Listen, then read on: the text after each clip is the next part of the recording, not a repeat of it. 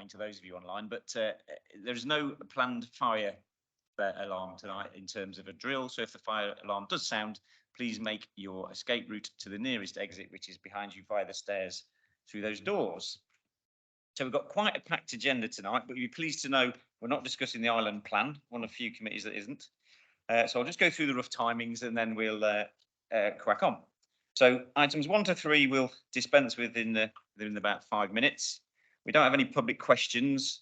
The progress update will take about 2 minutes. We've then got a very interesting talk from Crispin Drummond, mentoring in schools, which we're going to do for 30 minutes. 10 minutes on the Children's Services transition update, and then 10 to 15 on items 8 to 11, and then 5 on the work plan. So that should get us to hopefully no later than 7 p.m. But if things are going very well and everyone's excitable and chatting, I don't want to stifle discussion. So apologies and any changes in membership. We've had apologies from Councillor Outlaw, and Councillor Oliver will be attending in his place. Yeah, I know. But Rob is he on is his way. late. Councillor Lever is dealing with a flooding issue.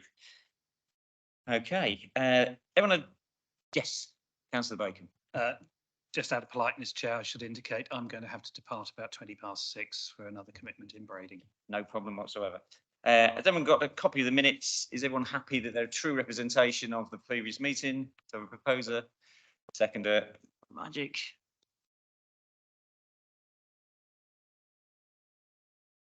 Go.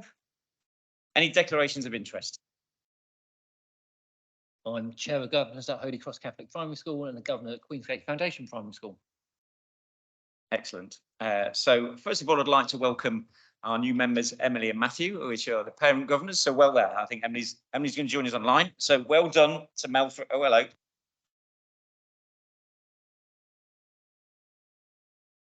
Oh, hang on, we're all right now. No.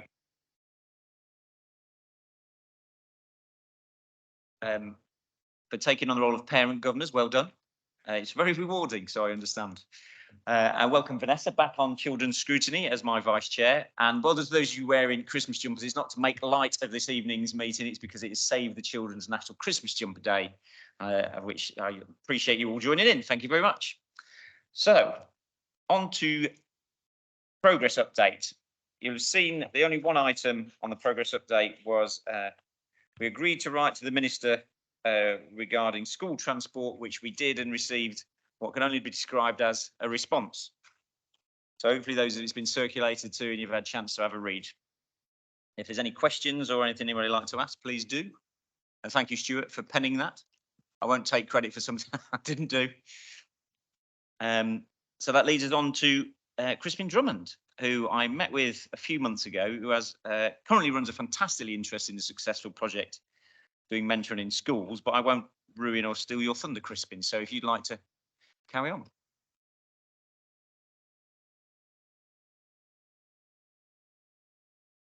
that better? Thank you all for seeing me today. My name is Crispin Drummond and I come from Hampshire. And I'm here as the chair of an alumni association called OUS, whose outreach program is what I'm going to describe. So our outreach program comprises mentoring, which is one-to-one sessions with designated pupils in a series of meetings over the course of 6 or 8 months. So it's a very time-intensive matter of giving an ear to pupils that might appreciate some listening, some dialogue, some opening of the mind, and so on.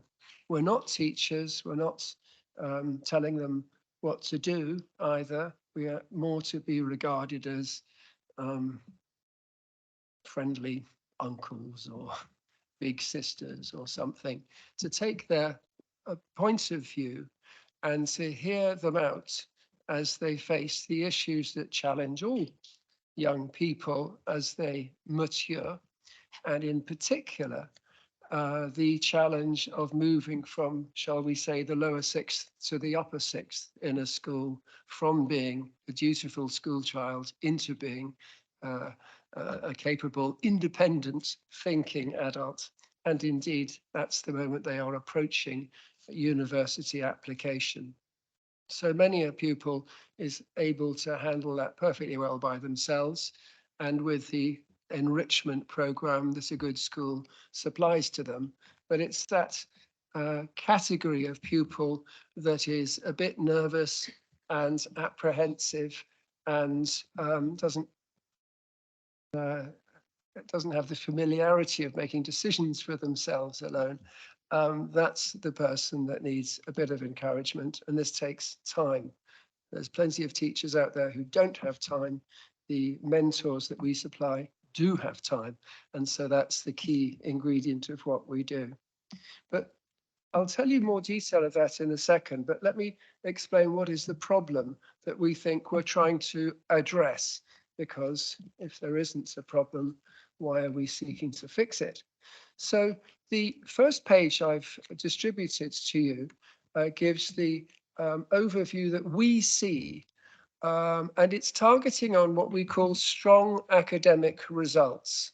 We're not ourselves focused on all pupils, and as I've already indicated, not for all time either. We're talking a particular sweet spot is that period, let's say from January to October, from the lower sixth into the upper sixth, when they go through this transformation. And the pupils that we are addressing are those that have got proven academic competence. They are good, solid performers at GCSE, and their new teachers at the sixth form are giving them the thumbs up for their potential, not quite predicted grades, but still, they're going to do quite well. So the mentors that we are bringing in think it is worthwhile trying to engage them in, robust dialogue. Are you really sure? Is that the best you can do? Why haven't you looked at some other alternatives? Things like that, because these are the pupils that can and should be able to respond to such thing in order to work out, what is the best route for themselves. So that's starting to what we mean by strong academic results. So I've compiled some statistics that are from not my statistics, they're the Office of National Statistics, which were many of which were published just a few weeks ago. And then there's another batch coming out in February next year, of course. And started to show where we can see that Isle of Wight schools are not bad. In the category that we're looking at of taking good pupils and bringing them forward. They're not bad in putting them forward beyond that to Russell Group universities and indeed Oxbridge. There's always room for improvement, but there's nothing going wrong at the secondary school stage that we can see. I myself have been meeting people from the secondary schools on the island, and what I see confirms all that. Why does it matter, though? Why do we think it matters? Two things. First of all, it's the pupil's concern. Every child matters. It's high time that we, said that and meant it. And this includes disadvantaged pupils. The government's been sending out signals for the last 7 or 8 years saying you've really got to focus on the disadvantaged children. They're getting left behind. And recent studies say that COVID didn't do them any favors and they got further behind, or the progress that we thought we had has started to fall away. So if there are methods we can find to help level up the support that we give to disadvantaged pupils, then that's their right. But it's also, as well as the pupil's point of view and the Department of Education's priority, it should have something to do with the economic plan that no one's discussing this evening, because it's the people, and it's the people as they contribute to the economy, and it's the people as they contribute to new industries, and it's the people as they contribute to self-esteem and maybe putting down mental health problems and all those things as well. It's good for the community that the good guys should do well. And it is notable as I approach this matter as an outsider with my professed ignorance on these matters. A community should be producing its own doctors, and I'm not sure the Isle of Wight does. It should be producing its own lawyers and accountants and architects and civil engineers and all these things, which require strong academic results in the pupil to start with, good first-class training and so forth, but it is for the good of the community as well as the individual that these things are focused upon, which is where we're at and why we're talking about that for this session here now.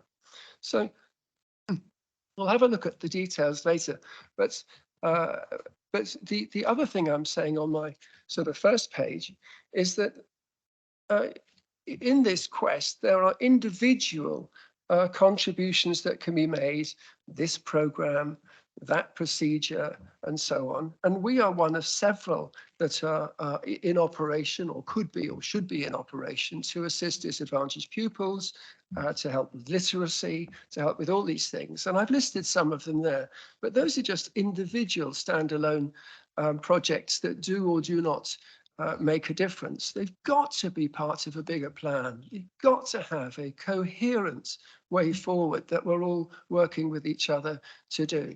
And I haven't, to be blunt, seen or heard that in my discussions so far. As I'll show in a second, it's no good being helpful to disadvantaged pupils from the age of 16. They needed help a long time earlier, and that includes literacy. It's also no good us just marching into some sixth form college and saying, guess what, we are the solution. We've got to collaborate with what the sixth form college is doing already, and they do have good elements, quite good elements, getting there kind of elements for student support, individual careers advice, huge amounts of enrichment programs that are as good as they are for the student to tap into. And we're working with those people. We're not working against them, and we definitely don't succeed in isolation. So a reason for addressing the community in this meeting is to reach out, embrace, and just find out, are we actually acting coherently? Shouldn't we be a bit more deliberate in what we do, so that what we do collaborates with what you do, and so forth across the piece? And that's what, you know, the language of strategies is all about. Because in the end, it's got to be not just an outsider coming in and saying these things, it's got to be community integrated, hasn't it? So let me just show you some of these appendices. The one with numbers on, which you've got as Appendix 2 and I've got as Table 1, same piece of paper, takes statistics from the Office of National Statistics, basically. You can look them up yourself, but this is the way I've looked them up, to identify what I'm talking about, which is strong academic performance, which is, you know, defined here as they do. Those who've attained with attainment 8 and English and maths at grade 5. I didn't look for the EBAC statistic, if there's anyone here who wants to know, because that is very strong on foreign languages and things. And that's not the only way of judging. And there aren't so many foreign languages being pushed on the islands, and therefore the islands schools don't look so good on that. But that's really not a relevant thing. And you can see, if you look at the top line versus the very bottom line shows national averages. Look at the big numbers, 45 and 46.2. And then look at Hampshire, and Hampshire says that it is in line with the national averages. So these are huge comparisons of averages with averages. I come from Winchester, where all the schools are excellent, or so we say, which means that the rest, if that helps the averages up, obviously, and that means that the rest of Hampshire schools aren't at that sort of level, obviously, but you've got to drill down to individual schools and individual areas before you're making much sense. So on the secondary school side, I'm still on the columns on the left-hand side. It is instructive to see what's done, what the scores are by these same standards in Southampton, Portsmouth, and the Isle of Wight. And the Isle of Wight at the secondary school level is right up there. It's right up there. There's nothing to be gloomy about. And that, as I said, reinforces what I've found when I've met the schools. At the cohort we're looking at, I know there's weaknesses in other places, but the cohort we're looking at, these are guys we can do business with. These are guys we can help to improve the results of, I think. When it comes to the sixth form level, then the standard of the ONS is to say, yes, but what kind of grades did they get? the top cohorts, you know, the best 50% of pupils, what sort of grades did they get? Did they then get to good universities? Are they actually progressing, as we say? And you can see a wide disparity there. The national averages, again, Hampshire is spot on. The national averages, 15% to Russell Groups, 1 to Oxbridge. The Isle of Wight's not bad. And then those cities are looking a bit poorly there. And there are statistical reasons why, because some of their best pupils go across the border to the other side, just outside town. You know all that. But still, it is the case that schools within those cities are not producing very strong results from their sixth formers in these ways. And they did have the material to start with. So it's not quite, there aren't really any good reasons for that, and they need attention. That would be the thing. But let's go back to the Isle of Wight. The Isle of Wight has got, on these kinds of figures, whatever, 649 pupils on the date mentioned that were going through the sixth form to get A levels. And then did they actually get the kind of outcomes that their A-level results deserved? And the answer is yeah, but not really good enough. And that's where me and my people want to make a difference. It's helping achieve the potential that surely is there, and then drilling down through the schools who identify the pupils to the individuals, and then hearing them out, hearing their concerns, wondering aloud with them, is this what you're really capable of? What should you be doing next? What can we do to help? And then so on. So that's the sort of problem of underachievement that we see. Nothing to do with teaching, nothing to do with the subjects exactly. It's the everything else to get them to put their best foot forward and realize their potential. And if we were to be guided by numbers, then we'll say to ourselves, that's what it looked like when we started, 1, 2, 3, 4, 5 years time. What have we done to improve on that? And did we do it alone? No. Did we do it in conjunction with everybody else? Yes, as it's a team effort that's required. But definitely one element is the mentoring matter that we mean. In answer to the questions that were put, we've got sensible people who are volunteering to mentor, and they don't want their time wasted, and they're not fools. So they need to be reassured that the work they do is good. And the 2 or 3 ways of telling whether it's made a difference are very touchy-feely. So it doesn't come out in the statistics, really. First of all, the pupils are volunteer, and they choose to have their time spent in this way, in ways that can be a bit robust at times. So they've got to believe that there's progress being made, and they say so. So we have little feedback forms, and normally they're so polite, they all say it was wonderful, we really enjoyed it. So not much to learn from that, but they are nice people. Secondly, the mentors, as I said, may have some apprehensions to start with, like people do, and they may have better things to do with their time, like a lot of them do. But we find that they do stay on the programs that we do year after year. We only ask them to commit for 1 session at a time, but we've got them going 5, 6, 7 years worth now. And they give more intelligent, understandable feedback as well. And they keep on saying it's because they enjoy it. They love the involvement of watching, a young person progress from being bashful and uncertain to a quiet, composed, confident step forward. So they don't keep tabs with them after that, but they do know, and they've heard, and that's what makes them do well.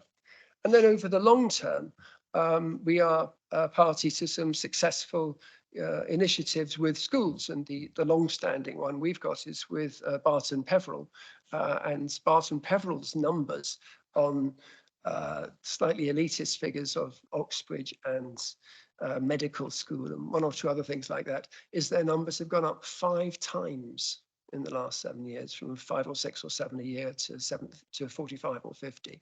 And we are definitely part of that, but I've got to say, there's other things there as well. So it's part of a winning team, is the feeling. Not every intervention is successful. Of course, individuals go their separate ways, but overall, there is a feeling that it's doing good, and we're happy to do it, and we want to do more. So that's the about all I've got to say on that sort of feedback. While I'm there, just look at the next appendix that's changing the subject completely. There is a lot of material out there about what I'm talking about, which is adopting a strategy for change and getting it to happen. So that's business speak. I didn't include it in the papers, but I'm citing it now. There was an important article in the Times today by Ian Martin, which says exactly that. So many educational authorities in England, not Scotland, have a great story over the last 5 or 10 years of pulling themselves up by their bootstraps. And how did they do it? Who were they? And what were the steps they took? Well, in the case of Tower Hamlets, which I'm citing here, there's a lot of literature, and I do commend it to you from zero to hero, their story over many years of forcing through change to get the results up. And now there they are leading so many league tables and things. And there's citations there and business studies and so forth that are there to be adopted, and that's what I'm talking about when I'm crying for really joined up thinking over the medium term. These are 3 to 5 year plans. It's not just me breezing in and breezing out again. It's much more substantial than that, and there's people to meet and places to go on that sort of subject. Now, there's a lot of government Department of Education information also about schemas and plans for upgradings and reforms and who to bring in when. Within that firmament, mentoring has a part to play, and it's vital, but it's not the whole thing. It's the cherry in the middle of the cake, if you like. So you can't take us in isolation. Okay, I've made that one. So let me tell you more specifically about the details of what we do. We're called OUS. I said that. The O stands for Oxford. That's true. We're not promoting anything to do with Oxford University in particular. We are not part of the Oxford initiative for trying to get more people to go to Oxford or anything like that. I mean, we would if we could, but they're not interested in these sorts of initiatives. They're going in different directions and there's no harm done. The society I chair has about 200 active people, it says, that's true, that we see from time to time and entertain. That obviously, the ones that are particularly active tend to be retired professionals. That's true, but not entirely, not entirely. And that's the first approach we've made to find volunteers for this purpose. Just going to the University of Oxford is not a qualification for being a mentor with us. What matters is that they're good listeners, and I think a little bit of worldly experience and a respect for exams and a deep understanding of how difficult it is to plan careers, because it's a zigzag matter. So none of the, can I say, simplifications that are given by careers departments. We don't do that. And maybe some experience in bringing up children, or in them literally bringing up children, or in helping young trainees in an office environment. So bringing people along. Away from Oxford type of graduates, our biggest section is volunteers from the NHS, I'm surprised to say, who have time on their hands and are able to contribute to the work that we do.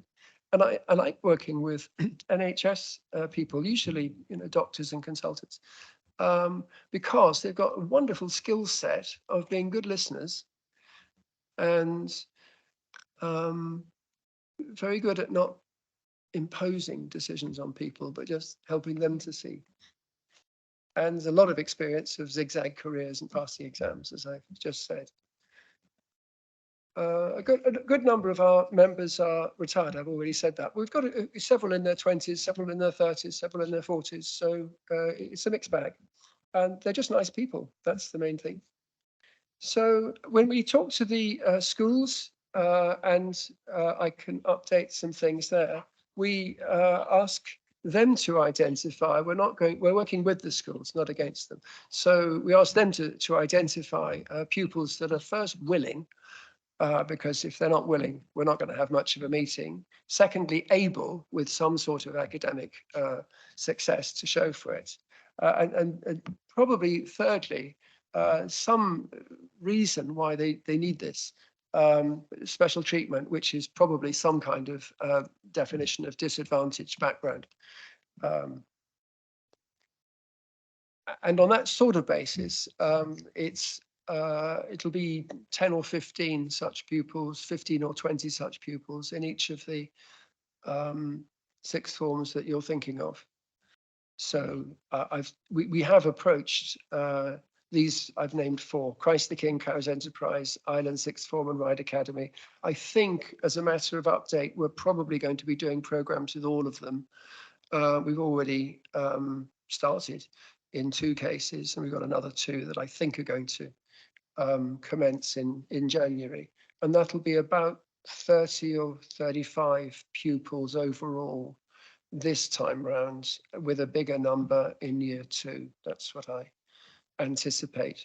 And those are pupils that we're supposing wouldn't have reached out and stretched to get onto these good challenging tracks without us, and then they will with us. So that's the difference we're seeking to make.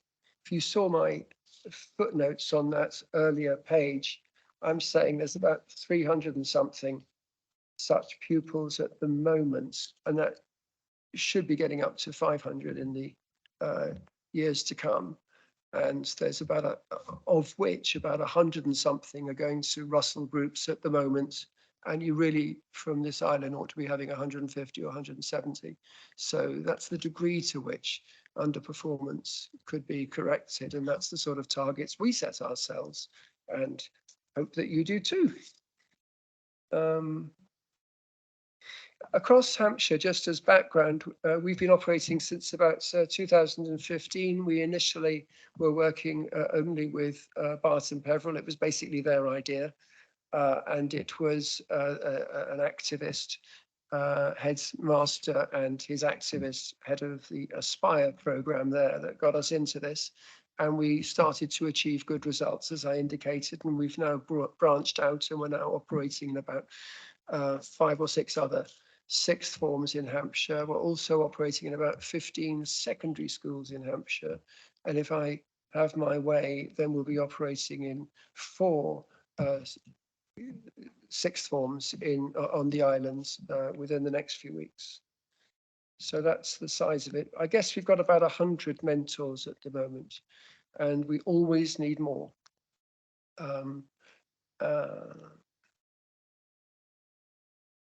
And I've indicated already some of these other things, how all the schools are different, all the pupils are different, but we must adapt to that. But our approach is always the same, to help them to do their best. Okay, I'm slowing down. There must be questions. Thank you, Crispin. Any questions for Crispin? Thank you for that. It was a very comprehensive explanation of what you do. Councillor Churchman.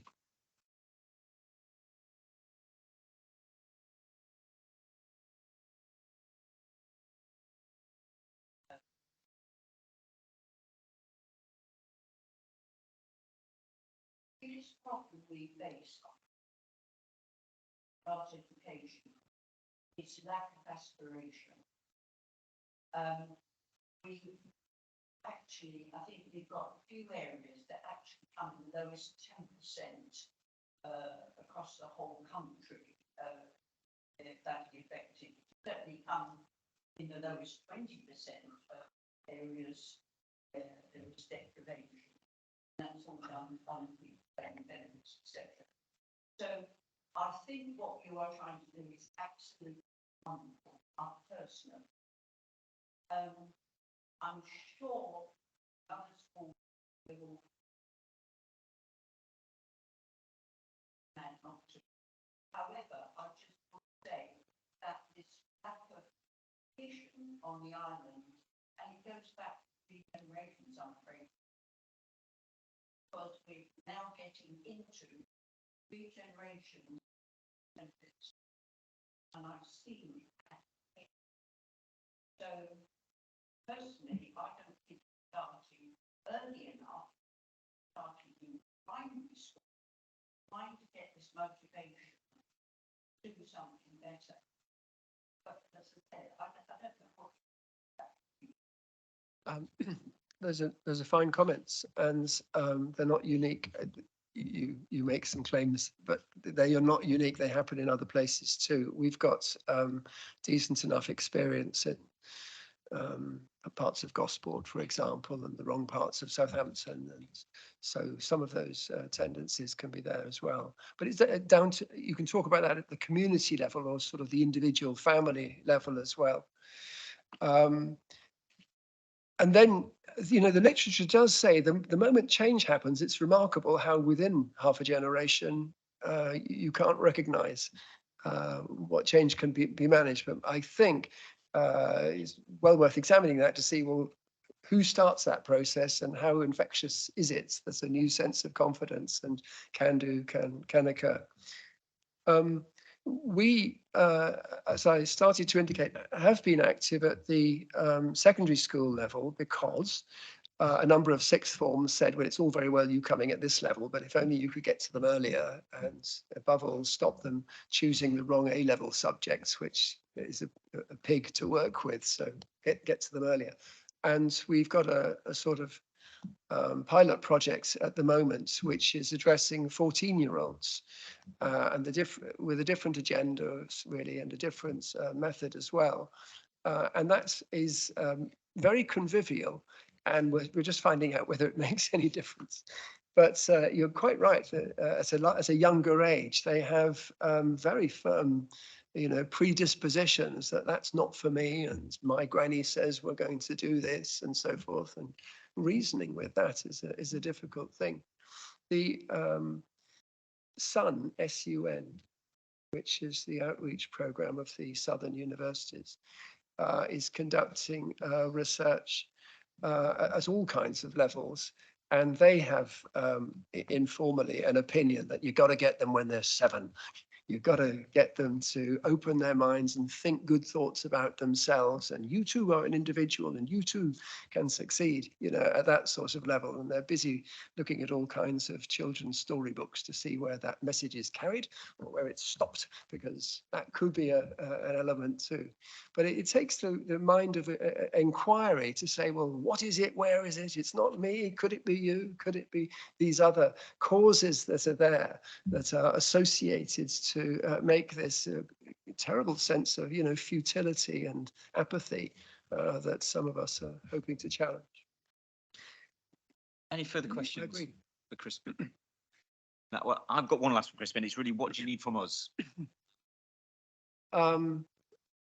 Well, if I'm there, if I'm at that stage, genial support and encouragement, and insofar as you do other things in other places in this sort of area, then refer to us positively, with the limitations that I mean. So I think I'm not asking anyone to interfere with my immediate conversations with the head teachers of these schools. If I did want that, I'd say it, but I don't. I think we're doing all right.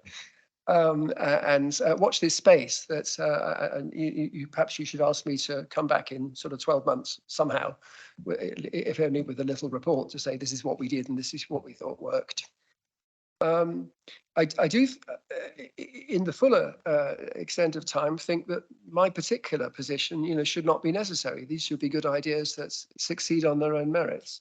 And just because we started this way with someone like me is not a reason to continue like that. It should become sort of more institutionalized, and where appropriate, steal the idea and apply it in a different way in slightly different circumstances. But this is, you know, community activism that I'm evidencing here. And yes, if we know anybody that would like to put themselves forward as a volunteer, it's a very, you know, happy, successful kind of team, and everybody else is nice. So do feel encouraged that this is something that you too, or your friends, could put themselves forward to do.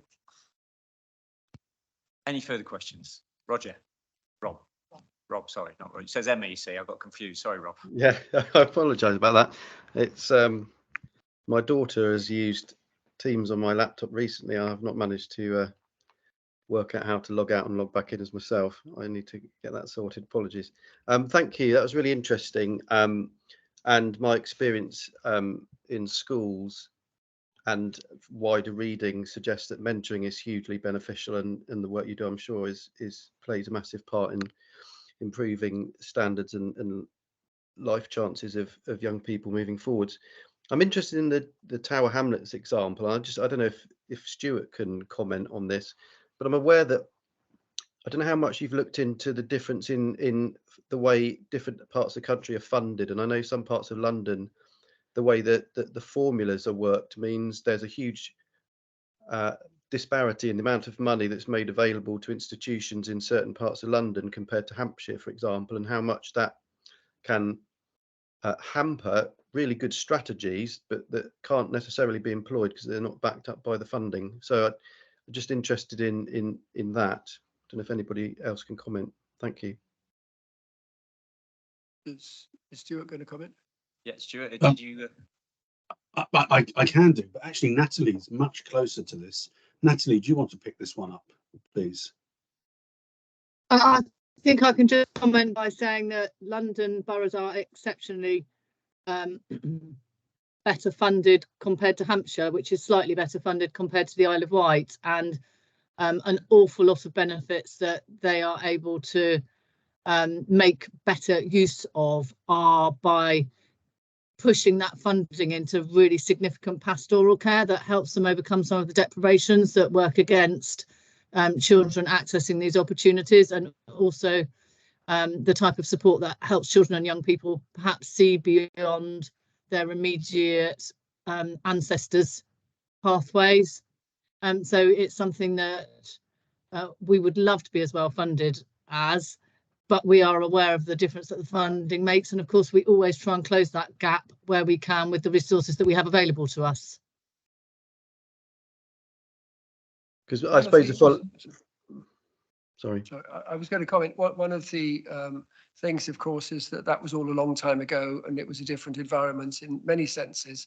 There is a large number of quite accomplished charities that are now involved, taking government funding that way. So the National Tutoring Scheme, for example, didn't exist in those days. It benefits from a lot of government funding to focus on disadvantaged pupils and help them get through their SAT2 or something, and so some of it is channeled sort of different ways. I don't think Teach First existed all those years ago for these kind of purposes, but they are now absolutely focused on what they regard as disadvantaged parts of the country, and that's another way of handling things. So the question's a good one, but the answers may come in slightly different ways because times have changed. Thank you. Any further questions for Crispin? No. Thank you. I'm sorry. Yes, Steph, and then back to Rob. Yeah, sorry, I can't see my hand up, so apologies, but I'm advised it is up. Crispin, I was just interested to understand whether or not there are any particular cohorts that you necessarily concentrate on. So I'm thinking about opportunities for our children who are looked after, who are in some of the island schools, some of who actually do meet the criteria and perhaps are even more disadvantaged. The answer is yes, which means that formally speaking, I only say to the schools, put forward some candidates, please, and we want to believe that somewhere around there they are disadvantaged, because that's where we get the value added that we're thinking of, and because we have warm hearts, and that's the sort of levelling up we want to do. And to be blunt, I don't make too many inquiries about the candidates.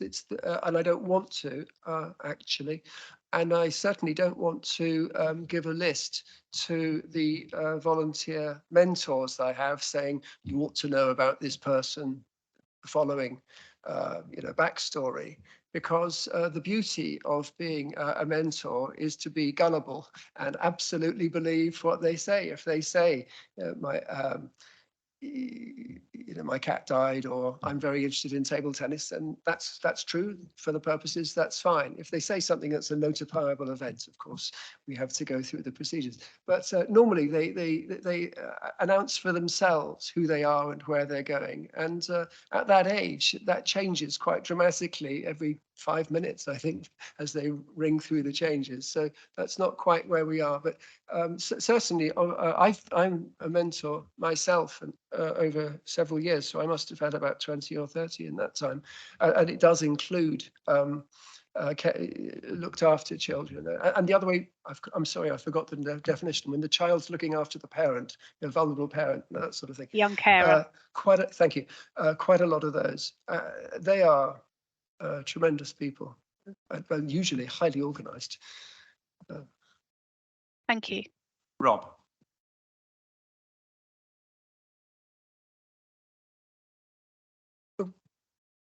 Sorry, that may be a legacy hand. I don't have another question.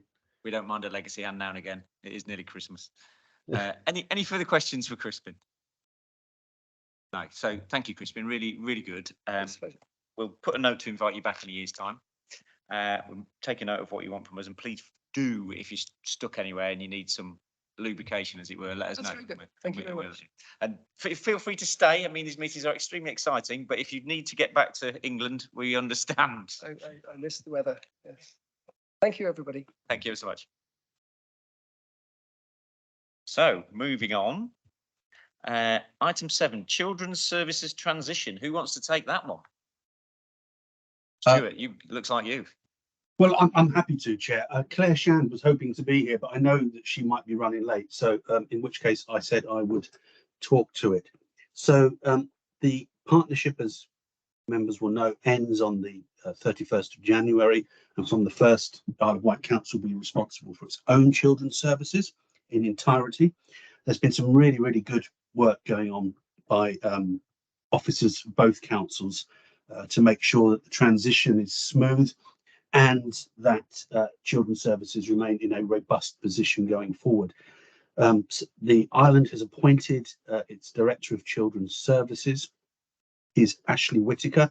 He's not somebody I know, but I know that he was very warmly received at interview, and he will be starting on the 1st of February, which means there won't be a gap with the statutory officer role of the Director of Children's Services.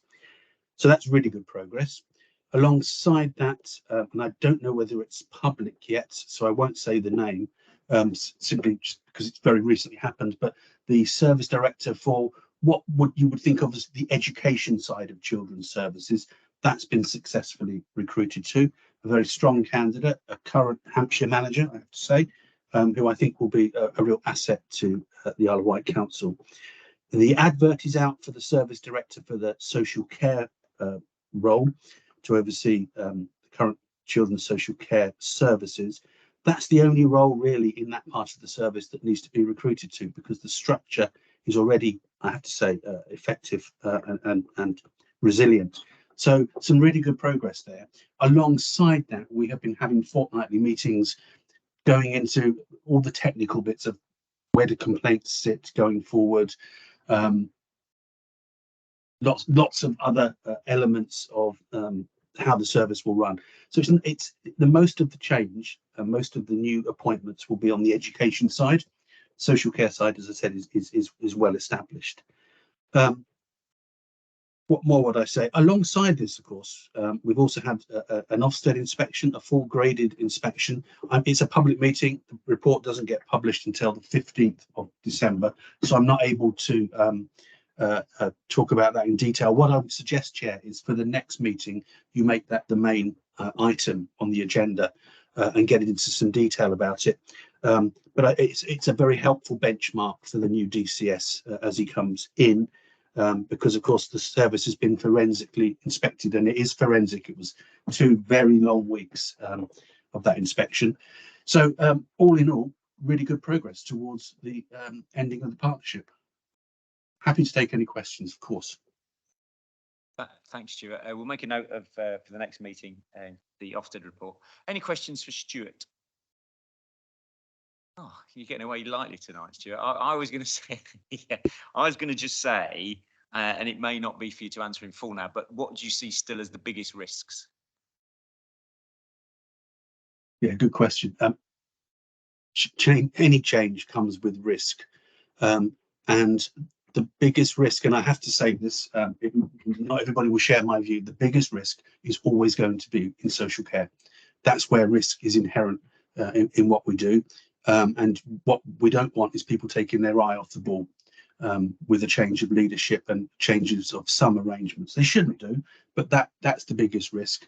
Other than that, I think actually because of the services that the Isle of Wight Council will continue to buy from Hampshire, such as the MASH, out of hours and Lado, I think that side of it, the front door will be fine, but it's the longer term casework where there will be some risk that people just forget the rules or don't follow due process. And so that will, when I meet with the incoming DCS and the new service director, those will be the messages that I give them. You know, just keep a really sharp focus on that part of the service. I mean, is there anything you'd recommend for this committee to continually ask or monitor in terms of social care to keep our eye on the ball? Well, the reason I said the Ofsted report to come to the next committee will be because you would also want to see the action plan to see, you know, because any inspection comes out with actions and activity to continue to improve. So that would be the area that you would want. I would suggest the committee gets into some detail. The standard performance report is important. It's always on the agenda. We don't always go into great detail on it, and that's fine. But you would want to be looking at the regularity of visiting of children, particularly children on child protection plans and children in care. Thank you. Thanks, Stuart. Any questions for Stuart? Councillor Churchman, do you want to try your mic again? It works. On page 42, we talk about number of children elected. Not there yet. We're not Oh, we're not there, no, right? But Okay. you've got almost a pre-question there, Stuart. So gird your loins ready for that one from Councillor Churchman. That's on the next item. Any further questions on the transition? No. Thank you very much. Then we'll move on to item 8, performance and budget. And you know you're getting a question from Vanessa. So I don't know how you want to take this. Are you just going through the highlights or exception reporting? We'll follow whatever your lead is. Yes, I think Lauren's going to talk to this. Steph, is that right? Yes, good evening. I'll be Yeah, presenting. I think Lauren's there. Yes. Oh, okay, fine. Perfect. Okay, I'll just share my screen with everybody. So I'll just be picking out the highlights because I understand you've received it's in your pack.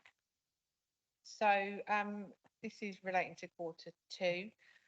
Demand continues to rise across social care, early help. We did see a slight reduction in Q2, but that was due to summer holidays, as we would expect.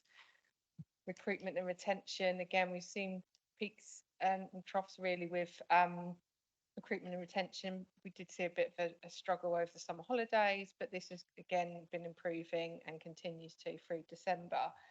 Some areas which have assisted in that is the market supplement, which has been with the CAST teams and the children care teams, and also we've had the development of senior social workers in CAST as well, which has they've all been now recruited to. And on the back of that, we've had 2 of our agency workers who've been long-term agency workers have actually moved into permanent contracts, which is positive. And through beginning to implement the care review, we had 8 family practitioners start in CAST teams in March. So it's 2 per CAST team, and they've been holding child in need cases with a high level of oversight and the low-level cases. But that's been working extremely well, and positively, just recently, 8 of the 11 family practitioners have been successful on the social work apprenticeship programme, University of Winchester. So that's positive for the service. The next slides, as you would have seen, is looking at the contacts and referrals and our timeliness. Contacts have been increasing, and that has then also been showing in line with the referrals coming through to the teams.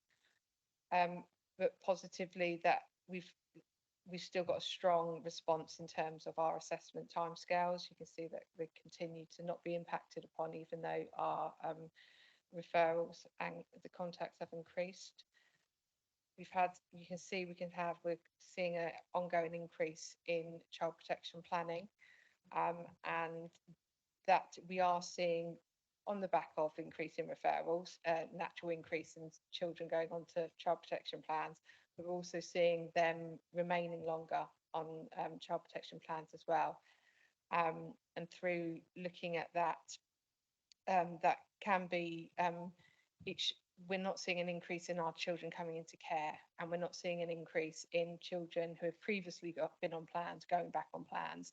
So actually shows that it is actually being effective. They might be on plans for longer, but it's right for the families.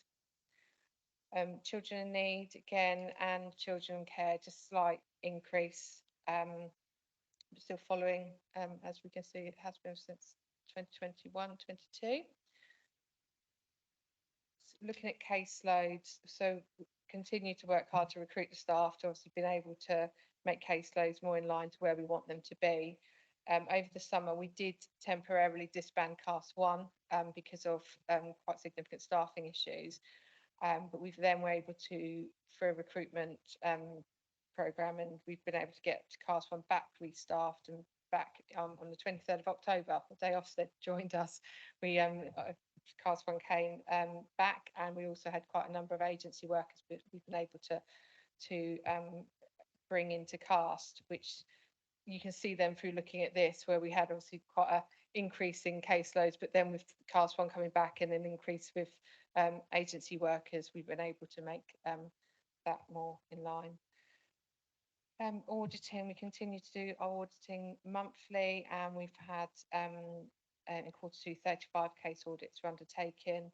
I won't go into obviously every point, but you can see we've can evidence how we are, you know, our assessments are informing the intervention and plans, and there is evidence of good multi-agency engagement in planning, and we also got a good management oversight. Children in care, so there was a slight decrease from Q1 when there was 295 children in care to 285. So we, despite the challenges in finding placements, we still are below target on children with 3 or more moves, and we have weekly meetings where we look at place of stability as well. We work very closely with carers and placement teams in order to try and keep children in placement on the island. We recruited 6 new foster carers this year. Unfortunately, there was 3 resignations, but we've got 3 additional foster care assessments in progress. We've also worked with an independent placement provider to increase the provision on the island, and they're just in the process of obtaining their registration, where they will then be opening up a new 4-bedded home, which we're quite excited about.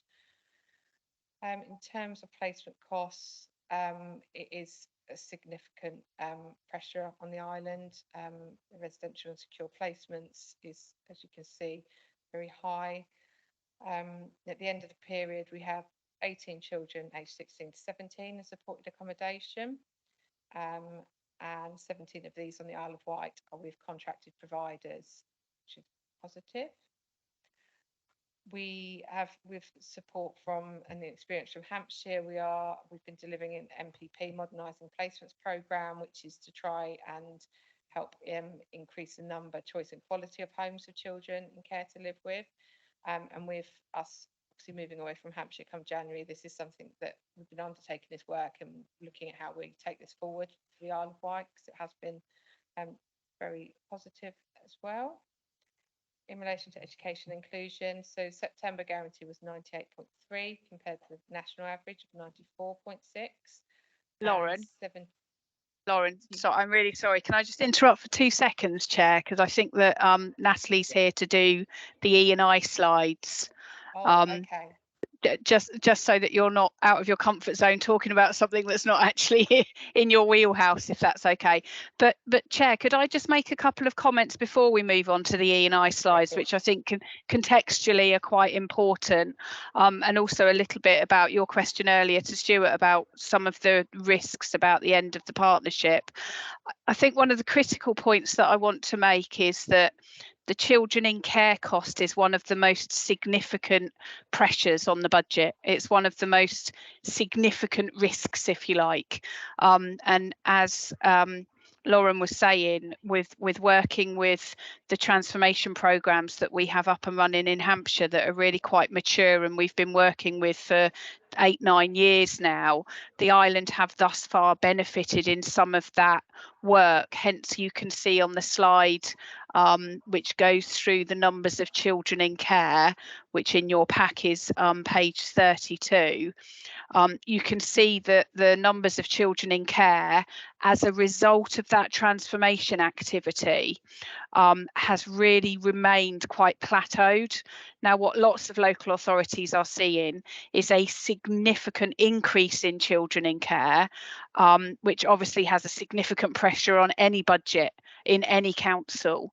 But the work that we've done transformationally and collectively has kept those numbers remarkably plateaued. So I think one of the additional risks that I would just want to add, that losing pace on the transformation programs does for me have a significant risk, because if you lose pace on the transformation programs such as modernising placements come February, you could potentially see a very sharp rise in that figure, which will have a sharp impact on the cost to the council and the budget pressure. Just a couple of points I wanted to make, Chair. Thank you. Thank you. So is it Natalie continuing? Hello. To you, Natalie. Good afternoon, everyone.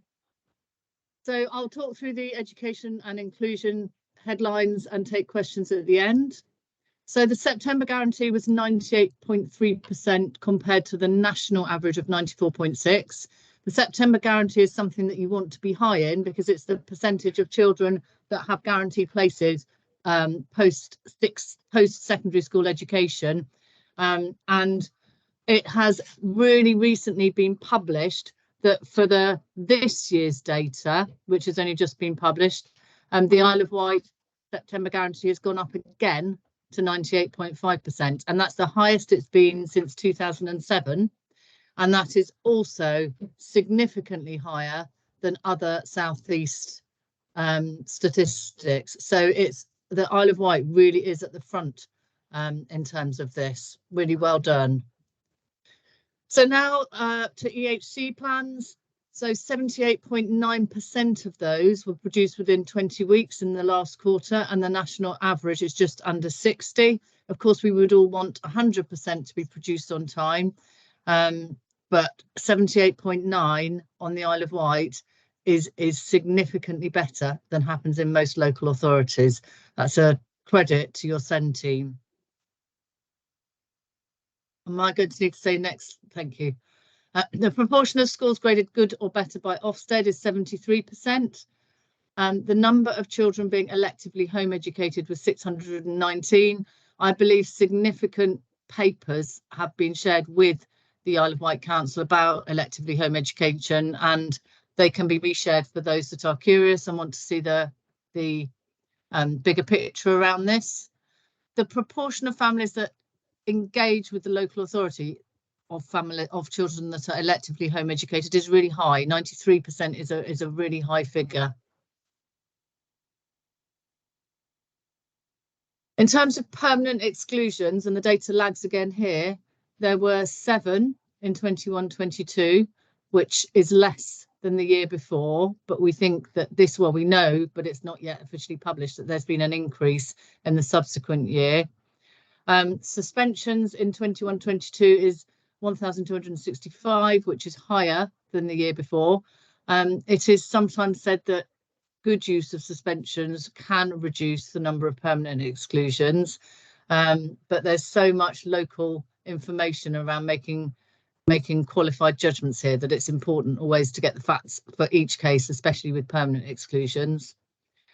Final attainment data for this year will be published in January, and there'll be a full attainment report.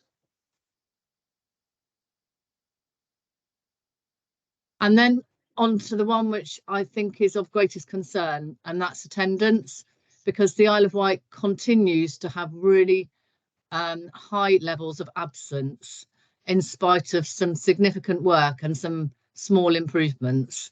So in primary schools, The attendance rate for the autumn term 22-23 was 92.4%, and that's compared to a national of 93.7, and secondary was 89.2 compared to 91.2. If you think about the fact that the average GCSE grades of a child who's persistently absent, and that's an attendance below 90, are 3 grades lower than those that are above 90, the impact on children's health, well-being and outcomes of poor attendance is significant. So it's something that we need to keep working really hard with families and children to support those young people back into school. The special schools, as with everything about the Isle of Wight special schools, are a real success. Attendance at the special schools, 88.9%, which is higher than the national figure. And when you then look at persistent absence, which, as I said, is absence or attendance below 90%, that's where you get your big hit. 32.8% of pupils are persistently absent compared to 94.2% nationally. Severely absent is absent greater than 50%, and again that's 2.1 compared to 1.7% nationally.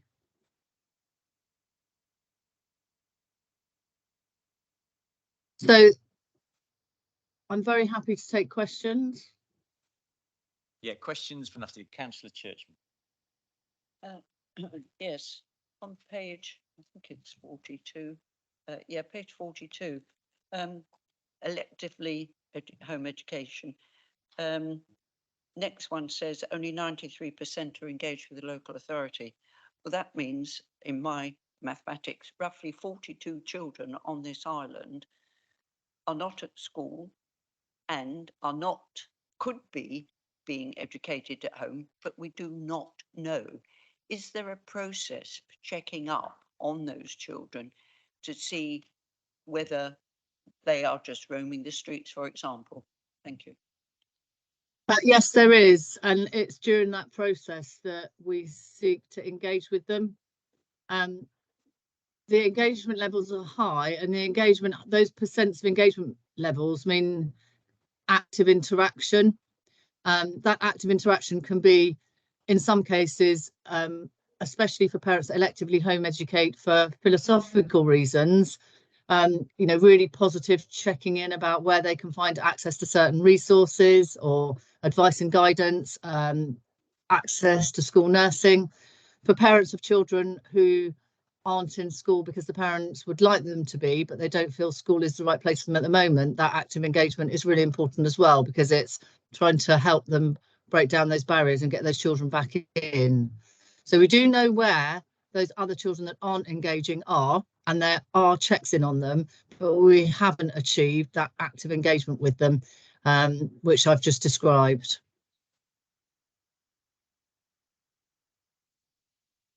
My next question is on next page. Permanent exclusions. Where are they and what's happened? In other words, if a child, I know about exclusions, but what does happen to these children?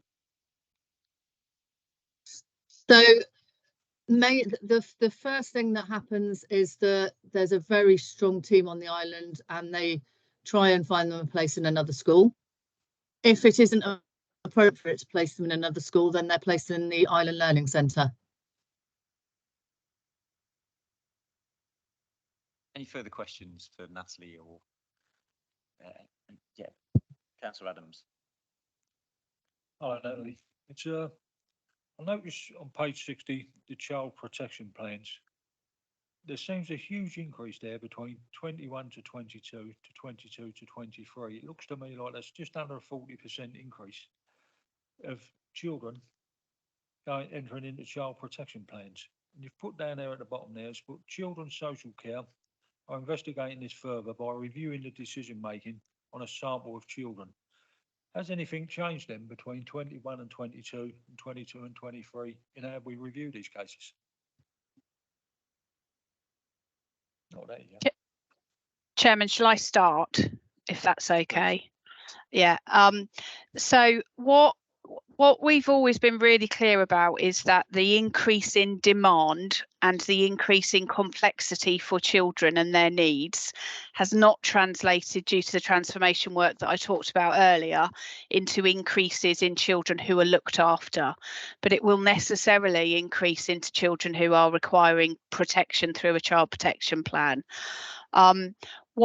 What I can assure you is that the full forensic ILACS inspection that we just had tested at a great level of detail our threshold application of children who go on a plan. And was really clear that the way in which we were managing children who required a plan was appropriate. So I think we're confident that the right thresholds are being applied. I think one of the other things that we identified, particularly during COVID and post-COVID, and you know, I'm not sure at what point we say we're not post-COVID anymore, is that other professionals' anxiety around the safety of children has had an ongoing impact as well. So we have a really tight quality assurance process. We dip sample our decision making around child protection plans regularly through the quality assurance process. Again, a process that I'm working hard to ensure with my colleagues on the island continues when the partnership ends. So I think it is an increase which is acceptable. It is being managed well. Our visits, which are the most critical performance indicator for a child on a plan, are positive. So it's a national picture, and one that we're confident is the correct picture. I'm confident we don't have children unnecessarily on a child protection plan, which would be the most concerning thing to me. Lauren, I don't know if there's anything you wanted to add. No, I think you've got it covered there, Steph. Thank you. Okay. Any further questions? I've got a lot, but Natalie's face says it all.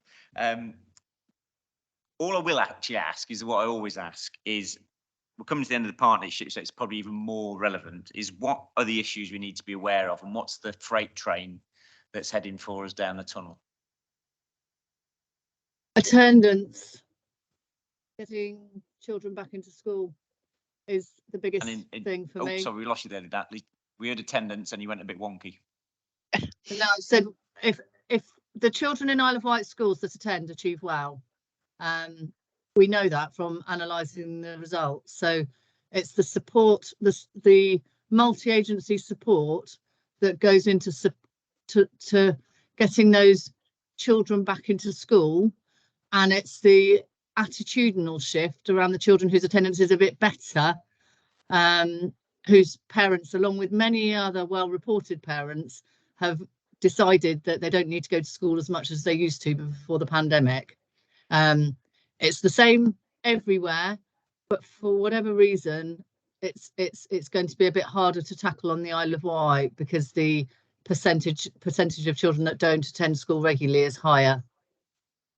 It's linked to deprivation. It's there's two layers to it. There's the children whose parents have changed their attitude slightly, and that needs one kind of solution. The more entrenched absence is actually a poverty issue. So it's supporting economic strategies and also kind of immediate family support to help, and that will enable working with the school to get these children in more often. That's I think the biggest thing for me. Thank you, Steph. And from a children's social care perspective, just some of the things we talked about earlier, that the momentum in terms of performance, quality assurance, the continuation of an application of threshold beyond the front door. So we will continue to make the decisions across Hampshire and the Isle of Wight for the front door, but sometimes what is as critical is when a case comes into a longer term team which provides intervention, and therefore continuing to apply really robust thresholds for those children when they have come out of the front door into a team, and to ensure that we've got children going to child protection conferences appropriately, that we continue to have children becoming looked after only when they need to, returning home when they need to, etc., will be the critical thing. And also the new DCS having a really forensic eye on the performance within children's social care. One of the other risks is that, and I'm confident that this will be well managed, and it was certainly an issue slightly in reverse when I came to the island 10 years ago, is that both the judiciary and also partners may have an elevated level of anxiety when Hampshire are not continuing to support, which can increase referrals and can increase those anxieties. But I have absolute confidence in Lauren, who's in the room with you now, who manages that particular part of the service and who has become very well embedded in the processes that we have applied on the island in terms of that quality assurance and the management of cases. Natalie, I see your hand up. The obvious one, which we speak about all of the time, is recruitment and retention, retaining staff through the system, including head teachers. That links, of course, to place planning and the number of head teachers you need, but it also links to the work that's been happening with Transforming SEND and the teams around all the work that's going on to support children in particular that are neurodiverse, because the significant pressure that unmet need puts into the system also adds to the recruitment and retention issues. So the support of all for all aspects of the Transforming SEND programme is crucial. Okay, thank you for that. Thank you for a detailed report. Any further questions before we move on? It's very cold in this room, everyone. So if you're seeing people all hunched up, it's because it's down to 16 degrees. Item 9, Isle of Wight Safeguarding Children's Partnership Annual Report. Good evening, everyone. Hi, I'm Scott McKechnie. I am the independent chair and scrutineer for the local Safeguarding Children's Partnership on the Isle of Wight. So thank you for inviting me to present the yearly report. I started in this role in January of this year, so this report goes from the fiscal year 22 to 23. So I'll do my best to answer any questions, but I might have to lean on some colleagues to answer that. Following on from Children's Social Care's performance report, I think it's important to highlight that this is the partnership yearly report. So that's the 3 safeguarding partners, and all the partners you'll see listed on page 42 of the report on 90 of your bundle. And the 3 safeguarding partners are the ICB, as they're now formed during this current year, also 2022 into 23, at the police and local authority, in particular children's social care. And they should agree on the ways to coordinate safeguarding service, act as strategic leadership in group and supporting and engaging others, and implement local and national learning, including from serious child safeguarding incidents. And the purpose of those local arrangements is to support and enable local organisations, and there are a lot of them on the island. It's great to see, to work together in a system where children are safeguarded. We work together to try and improve outcomes. There's appropriate challenge and holding each other to account, which is a big part of my role, I'll cover in a second. And there's also early identification of any new safeguarding issues or concerns, and learning is promoted and embedded. So you'll see the governance arrangements that are aligned to these duties of the Safeguarding Children's Partnership on page 6 or page 54 in your bundle, where we've got the partnership, main partnership, which is attended by all the partners that are, I said again, is listed on page 19 in your bundle, but also an executive group, which is made up of the 3 safeguarding partners, subgroup chairs, myself and the board team, who are effectively a decision-making group, an accountability forum, that is. And then 4 subgroups, which are learning inquiry group, performance and quality assurance, workforce development, child exploitation, and education subgroups. So that's 5 subgroups. I got that slightly wrong. Leaders also across the system feed into the Hampshire, Isle of Wight, Portsmouth and Southampton Executive Forum, and the subgroup for health, child exploitation and procedures. I think when I start off talking about the actual report, I think it's important to raise some of the challenges that 22 and 23 came to everybody, but also the island in particular, around that post-COVID, I know Steph mentioned it briefly earlier, demand and impact that had on services, increasing complexity that came out of COVID, and also the financial challenge, both in terms of austerity across the public sector, but also the cost of living across our communities. As I said earlier, significant change also with the formation of the ICB, who's one of our strategic partners, but also the challenge that comes with recruitment and resourcing. So as I said, I came in as a new role as a chair and a scrutineer, and so that was a good opportunity for me to review those arrangements when I came in. And one of the things I would say on the island, which is quite clear, is that despite the challenges, there's strong multi-agency safeguarding arrangements, and you can see that willingness to work together, but also to challenge where it's required. And my role is there is to be somebody who provides that constructive challenge, but also support and facilitation, but I ask the questions of our partners, and I take that role very seriously. One of the key things you'll see in the report is that we have continued and we will continue to ensure the cycle of audit, scrutiny, assurance is in sharp focus. Just followed on from a detailed presentation that you've had around some of the children's social care data and education, but our learner development stays current and reflects the learning that comes out of those audits, but also any local, regional and national learning and practice change.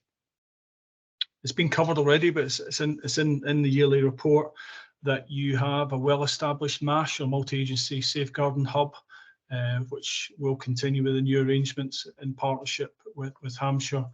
But what you'll have noticed, and I won't go into too much detail because I can now see that you get very detailed data reports, is that increase in contact and child in need referrals across the safeguarding system into the front door, as Stuart referred to, which is the MASH, which is in page 11 or 59 in your bundle. That does have the knock-on, both in terms of child in need, child protection, but also early help. The early help is an indication, or could be an indication, that more families are in need of support, and that could be linked to the cost of living. But you will note there, particularly a high rate of children experiencing neglect in their report, because the number in child protection plans. Attendance has been covered, and you will see that the indicative data at that stage suggests the rates in primary school are slightly below the national average. Secondary schools rates are below the national average also. So that's something which I know Natalie's covered as continuing. And the number of referrals into CAMS, or Community Adolescent Mental Health Service, reduced in 22-23. However, the complex needs of children and young people referred to CAMS has increased. Throughout the report, you'll see agency contributions and in particular that leads into how they contribute towards the priorities that are set each year. So business plan priorities on page 72 of your bundle, or page 24 of the report, which are split into long-term, short-term and short-term campaigns and objectives. So our long-term priorities from as part of the strategy, which was 2020 to 23, was about safeguarding adolescents, and this saw the development of a toolkit for parents and carers, and safeguarding adolescents. What works was the theme of the Isle of Wight Safeguarding Conference in October 2022. There was a multi-agency audit undertook under children referred to MASH where neglect is presenting an issue, and the recommendations from that are now being rolled out as part and monitored through the Performance and Quality Assurance subgroup of the partnership. And in the end of 22-23, you'll refer to the launch of a child sexual abuse strategy and toolkit, which was launched on the island, but also across the rest of Hampshire, Portsmouth and Southampton, to support a coordinated approach to preventing child sexual abuse, which is to improve the identification, protection and support victim survivors and their families. Short term, we scoped the scale of the problem with non-attendance and exclusion of vulnerable children. from school, and that has led into a business plan priority for this year around non-attendance. An audit was also undertaken in 22-23 where vulnerable children miss the school due to medical needs. So that has become a focus for this year in particular. So within the yearly report, the effectiveness of the Isle of Wight Safeguarding Children's Partnership Learning and Development Officers is also considered. Responded to feedback from multi-agency workforce, learning from audits, case reviews, and our scrutiny working priorities. So the learning and development subgroup is actually shared with the adults board as well to ensure we capture those cross-cutting themes across children and adults. So moving ahead to the final part of the yearly report, 23-24, we'll see the new iteration of statutory guidance of working together to safeguard children, which has implications both strategically and operationally for partners. We're expecting that to be published next week, in fact, if not the week after. What I would say is, as a partnership, we're probably in a good place to receive the changes that come as part of working together. So moving on, affected to our priorities for 23-24, which will then be getting reviewed at the end of this year and extended further probably through to 26. Our child sexual abuse and embedding that child sexual abuse strategy. Vulnerable children and disrupted education. So that's a focus on children missing school, those persistently or severely absent, and the safeguarding risks that arise from that, and promoting and embedding the work of the partnership and developing a more systematic way to support agencies in embedding the resources that the partnership have, and that relates to toolkit, training offers and the like. So that's a very brief, high-level overview of a very detailed report, which I'll present to the committee. Thanks, Scott. I mean, it is a very, very detailed report, actually. I don't think there's much missing at all from reading it. Thank you for that. Some of it does make, excellent progress in some areas. I'll ask a question first this time rather than open up to the committee, is what's missing? What's your magic wand moment? What do you need going into next year? What can we do to help, if anything? I mean, I think Natalie mentioned it earlier, but I still think that attendance is a worry, and it should be a worry. But it's not just a worry in Ireland; it's a worry elsewhere. But that doesn't make it right. It's a worry for everybody. We don't want this to be a generational issue. We want it to be an issue that we can look back in 10 years' time and say, this is what we did to improve attendance at school, which will then have a knock-on effect of a proven attainment, which was the mentor scheme that we heard earlier, sounded an excellent approach to improve that. We do have, when children are not in education, then they're at more risk, and that's a proven fact. And there's numerous papers that have been published by the DFE and other children's commissioners that will state that. So if we can keep our children at school, we know that then access to peers, relationship with peers, trusted adults, then it has a not just a safeguarding improvement or reduction in safeguarding in my eyes, but also just a more impact on society generally. Thank you. Questions for Scott? Oh, come on, the report's amazing. There's got to be at least one, or perhaps it's too good. I mean, I would just tell people to look from page 80-81. There's an incredible amount of data there. If you do get a chance to have another look at the areas where work is progressing, but also where, I think Scott will admit the report does highlight what else needs to be done, but there's some fantastic information in there. Thank you, Scott. If no questions, we shall move on. Thank you, Scott. Feel free to stay tuned in if you wish, but if you've got something else to do, we don't mind. No, thank you. I'll leave it at that, but thanks for the invite. Thank you. Moving on, item 10, Annual Children in Care Report. Thank you, Chairman. I will just briefly introduce the item, if that's okay. I know I can just about see, I think Kev's in the room there. So Kev is going to present this report. I think this is one of the first annual Children in Care reports that you've received. It's a report that we deliver in various settings from a Hampshire perspective regularly, and have recommended that it is a report that you receive here in terms of policy and scrutiny, and continue to receive it moving forward, partly for all the reasons that we talked about earlier. I think a really keen and clear focus on children in care, for whom the majority of the people in the room are a corporate parent for those children, is really, really important. And I'm glad that the first one is coming before the partnership ends. And I may well answer your question now, Councillor Quigley, before you ask it to me at the end. And that is, I think that this is a really key focus for you moving forward at the partnership end. So I'll hand over to Kev, who will just take you through some of the key highlights, and will obviously support with any questions when he's finished. Thank you. Okay, I'm not going to go through the whole report because it's been shared. I'm assuming everyone's had the opportunity to read it. And there are parts in Lauren's presentation that she's already touched on. I'm not going to duplicate information that you've already been given. But basically, the purpose of the report is just to give some assurance to our Cabinet that actually our children in care are well supported. We know our children well, and we are endeavouring to meet their needs to the best of our ability. We can go on about who's our children in care, but basically it's our children in care with anyone from 0 to 18 who's in care of the local authority for 24 hours. Could be, a lot of our children will be subject to a court order, whether that's an interim care order or a full care order.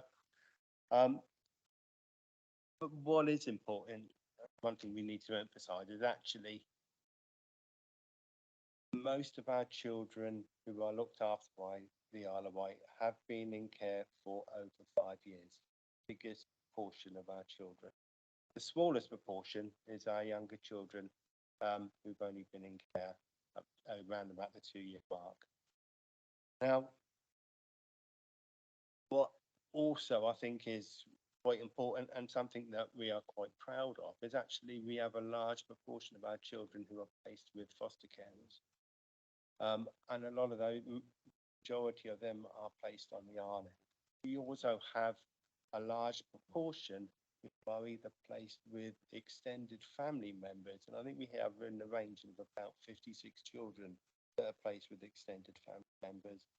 And we have over 50 children that are also living with a birth parent who is subject to a care order. And that is something that we will monitor for a period until such times when we are confident that the changes that were required have been sustained for a long enough period. We can then look to charge care orders and know that the children will be safe in the care of their parents. We have numerous agencies we work with. I mean, our virtual school is a very robust system and challenges the school on the way children's pupil premiums are paid, what they're used for. They're also restoring the quality of our personal education plans for the children, make sure that they are robust and meeting the educational needs of the children. And they quality assure the PEPs. They're moving now to an electronic PEP system, which hopefully will make the whole process a lot more smoother and a lot more easier, and can focus more closely on the needs of the children.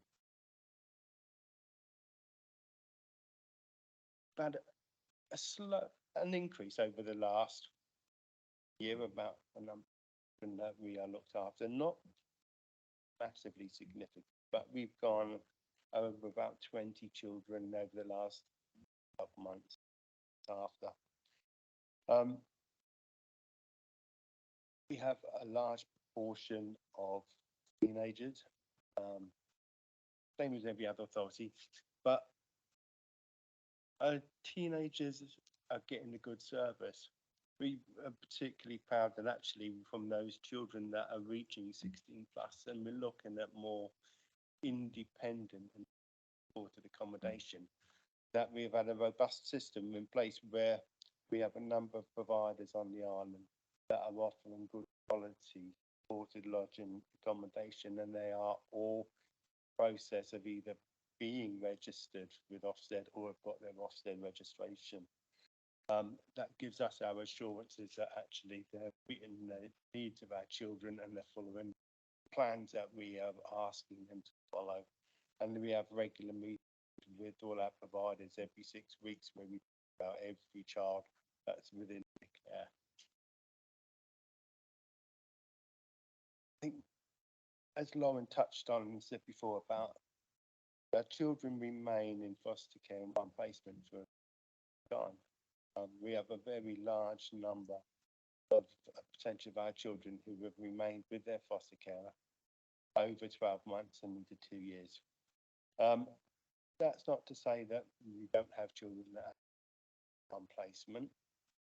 We have some that for various reasons have struggled to live within a foster family environment, and we may try several different foster carers before we can actually think that actually the child now in the right place.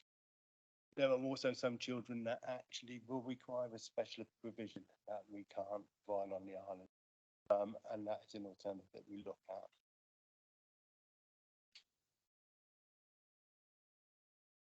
If you look across the service, I mean, talk about our looked after children. Our looked after children don't sit within my thing. Our looked after children sit across our whole service, from children in care teams to the class teams to children with disabilities. But the consistent approach that what we're doing with our children is replicated across our service. It's not one team that is doing everything work. And we can't do our work without our placement commissioning team. Work tirelessly with us to try and ensure we have the right children in the right placement.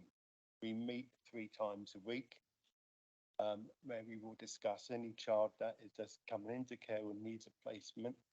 We also look at what children are in foster care, but actually there are a few little issues, and what we want to do is to maintain that placement. And we will discuss it, and then we will look at actually what additional support can we put in place to make sure that child remains within the family. I think one thing we are also quite good at is that we look at reunification at the earliest opportunity. What we want to do is to make sure that actually when children return home, they return home safely with a robust assessment, and where the initial risks have reduced to a level that we think we can manage those risks of those children remaining at home. Over the last 12 months, we have actually reunified 10 children back into the care of their parents. We've also got a high number of people that have what we call special guardians. These are stepped down from adoption, but these are either family members, or we've had occasions in this last 12 months, certainly when we've had foster care on for special guardianship for all the children, which ensures their permanency family. We've had an increase in our unaccompanied asylum seeking children over the last 12 months. We now currently have 23 children allocated to the Isle of Wight as part of the national. These children are placed on the mainland in the main. Hampshire have developed the new refugee team.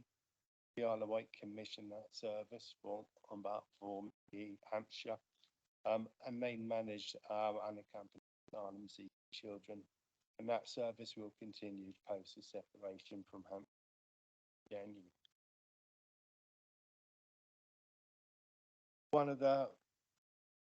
I like to think one of our strengths is our participation on the island with our young people. We run a number of events over the year. Some are monthly, some are weekly. Some we take part in school holidays. we get the feedback we get allows us to make the changes we need to make so we can work better with the children and calendars. We have the Bite Spot survey. Some of the members have sat in on the feedback we had. A biannual survey that's done from Cold Voice. Last year we had children in care. This year we've had leaders. These feedback we got from it, it showed very well what's more important to us is actually listening to what we need to do better and then have an action plan and to address what our young people are telling us of things we need to improve. I'm not gonna go through all our participation. I can talk for a long time on that. It is a real passion one and it's something we do real good. I just think it's fair to say it's been a busy year. We've had our challenges this year with staffing and other things that's been going on. We've come through it.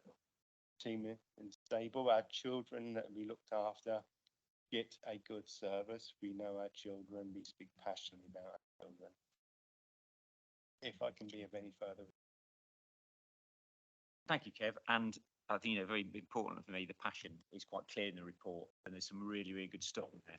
So well done. And thank you, Steph, for anticipating my first question. Am I getting a bit repetitive? Is that what it is?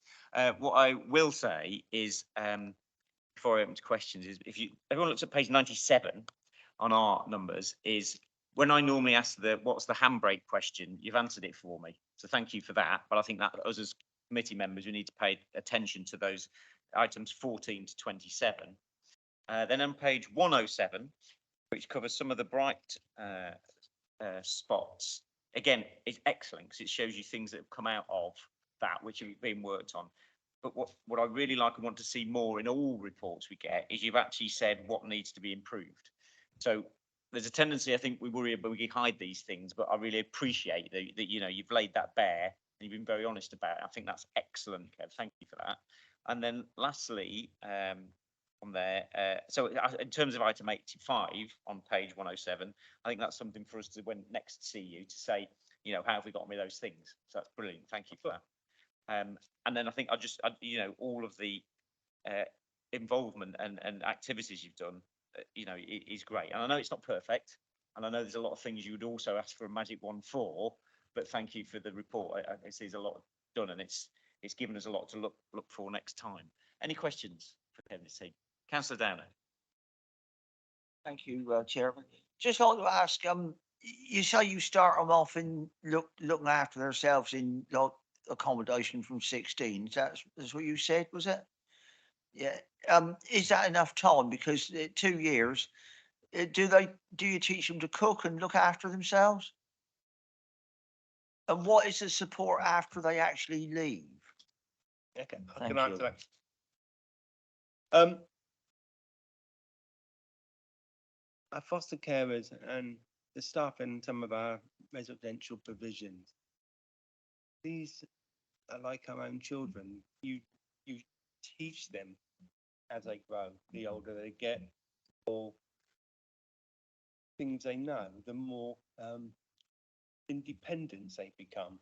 And so we say from 16 onwards, but the process has started probably 10 years before that, and the basic things you increase and you give them more independence, and that is just like you do with our own children. There's nothing different just because these are children that we look after. But by the time of the 16, and it's not for all children, but for a number of children at 16, they have gained a level of independent skills and want to branch out and live a slightly more independent lifestyle, but still with the support. And this is the provisions that we apply from the 16 to 18 years, where we have staff on site 24 hours a day, 7 days a week. That they would do some life skills work with them if there's some areas that they're not quite confident in, whether that be finance or budgeting or cooking certain healthy meals. They will work with them until they're 16. It's 18.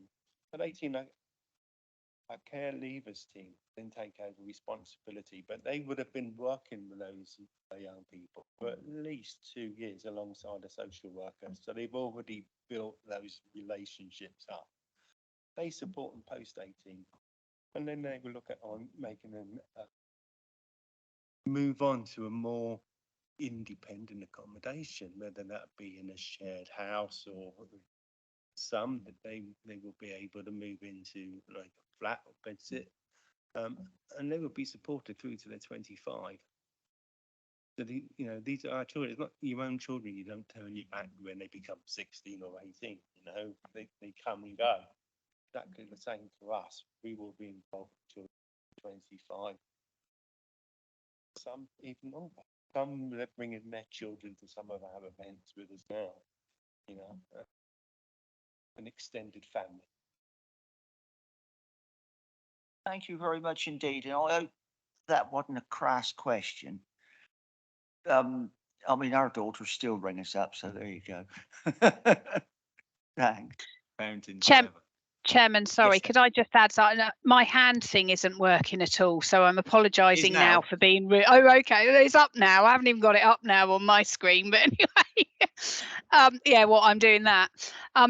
Just the other bit, just to add to the answer to that question, which Kev, answered in a very detailed way. At the point at which a young person is 16 and they're in care, and we talk about supported accommodation, that really isn't them living independently. There are very, very, very few people, young people who we are the parent for, who at the age of 16 will live independently. So the various levels of supported accommodation is vast. I think the other bit, just to add, is that we work hard to secure arrangements that we call staying put. So I'm 50 next year, and I've still got stuff in my parents' loft from when I left home to go to university. And it's little things like that we absolutely recognise. Children who are in care don't necessarily have those ongoing relationships where they have got most of their childhood belongings in their parents' loft. So that whole stay and put arrangement is something that we're really focusing on, and it is where a child has been in care with a foster carer and they can effectively stay put beyond 16 to stay with those carers for a long period of time. And we do have some children who continue to maintain that relationship with their foster carers into the age that I am now. So it is a heavy focus for us. So I just wanted to add that to Kev's detailed response. Thank you, Chair. Yeah, thanks, Steph. A very important point as well. Any further questions? No, thank you very much. Thank you, Kev. Thank you, Don. Thank you, Steph. Oh, Councillor Churchman.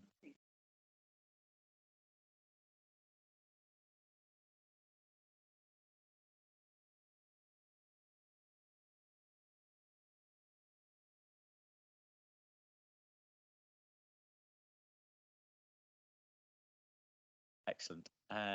So moving on to the SACRE annual report. Thanks, Chairman. My name's Justine Ball, and I'm the professional advisor to the Island SACRE, and I have been now for a number of years.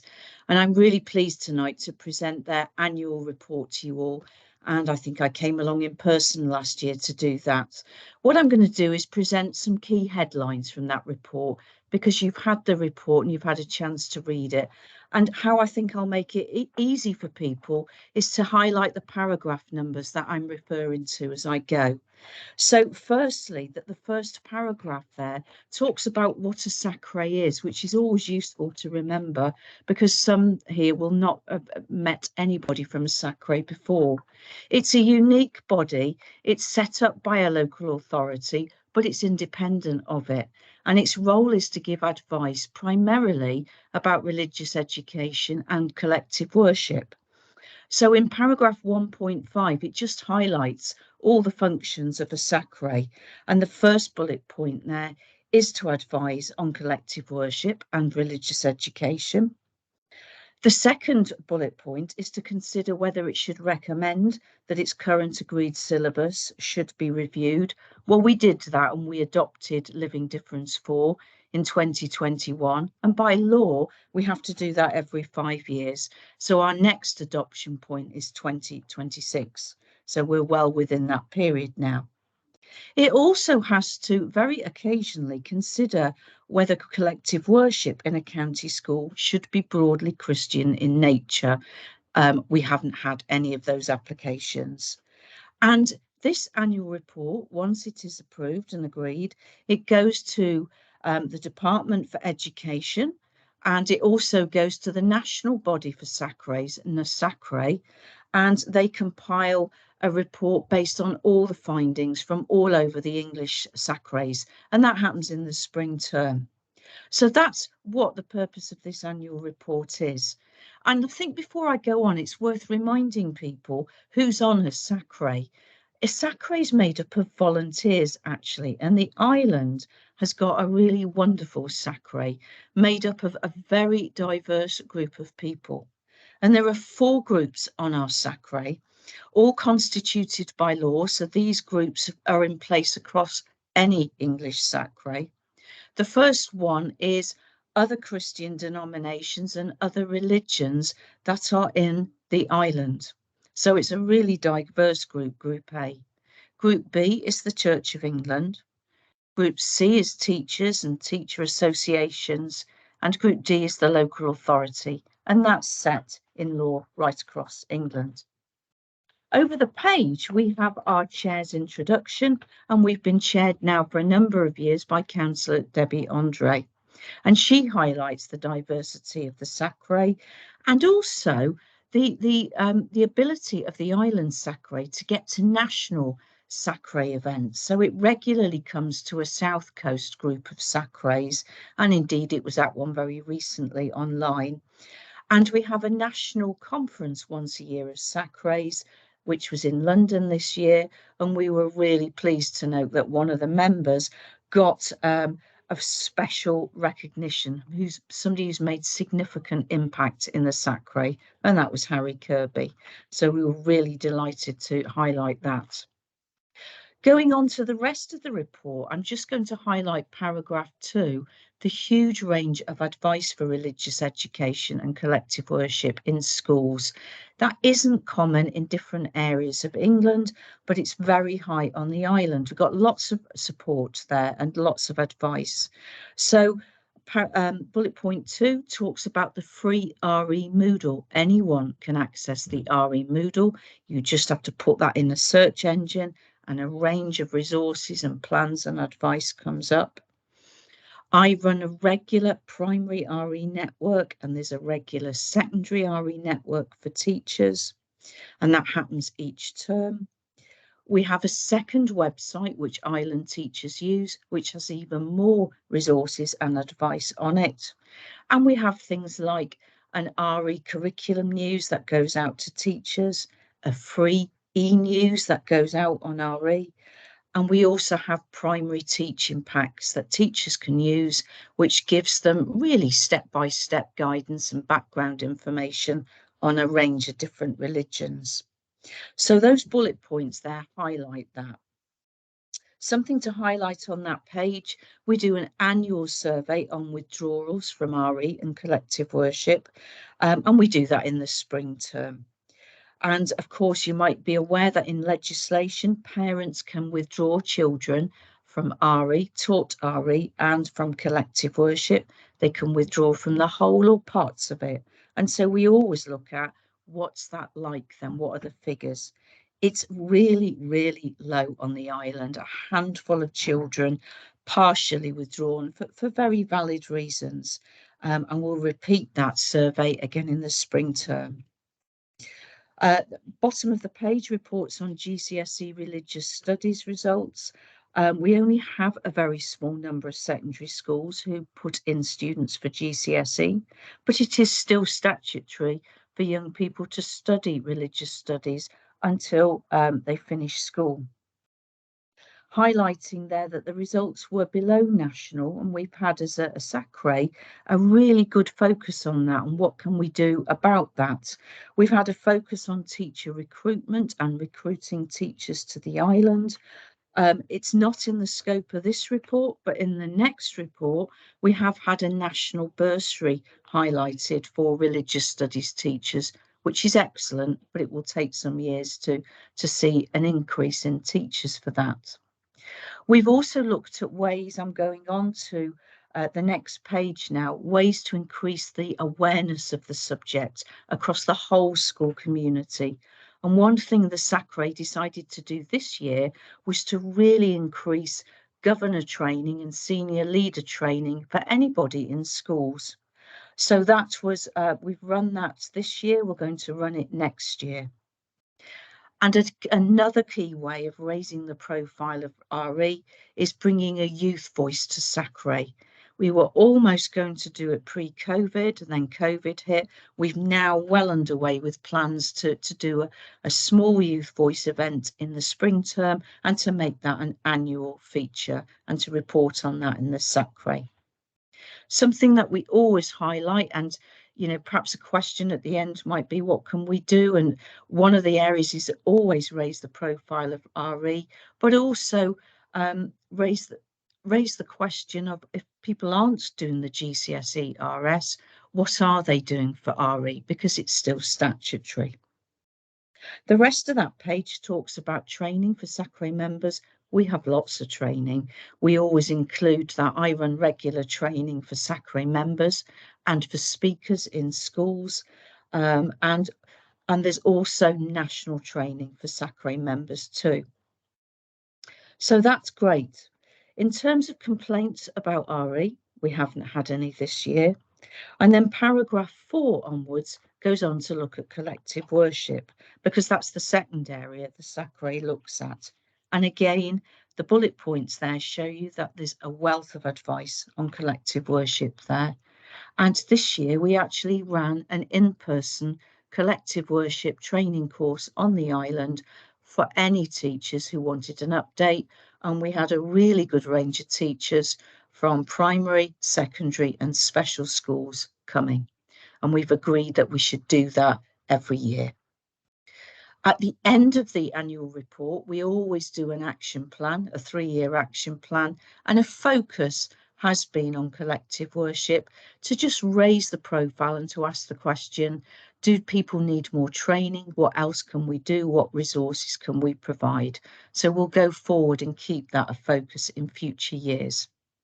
There's been no complaints about collective worship, paragraph 5, and no determinations, paragraph 6. Determinations, just to remind people, are where you might ask to vary the broadly Christian emphasis of collective worship. Paragraph 7 just highlights all the links that we have. We've got lots of links on the island. It isn't really an island in terms of links and communications with other bodies there. So I've highlighted the national body, SACRE, and also the diocese, and Rob is here tonight for the diocese. And we have many actually primary teachers who come on diocesan training and my training too, which is great. And the SACRE goes out and about. So we do meet once in a year in the council chambers as we are tonight, but we also go to places of worship and we go to different schools, and where we can, we support any event that's going on the island. So I've highlighted the Visit My Mosque initiative that was on the island and is on every year. In terms of paragraph 8, it details there in quite some detail events that we provide for schools and training that we offer. And I would like to highlight the secondary and the primary networks for people, and face-to-face visits to a small number of schools to see what RE and collective worship is like there. The rest of those bullet points talk about the collective worship course that was face-to-face.